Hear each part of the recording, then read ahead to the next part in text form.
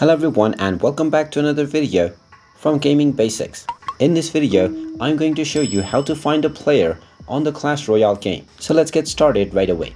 First of all, just open up the Clash Royale game on your device, and then once the game is fully loaded and you have completed your basic tutorial for the game, you will gain access to the main menu, which is the battle screen by default.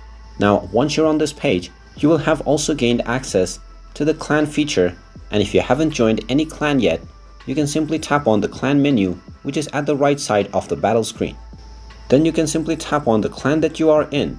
At the top section, alongside the red leave button, you will find the search box. Simply tap on it and now you can search for various clans as well as tag numbers for clans. Underneath the search box, you will also find various clans that you can explore. Simply tap on any clan and you will also be able to see various members that are within it. You can simply tap on any member and tap on the view profile button to see their profile info.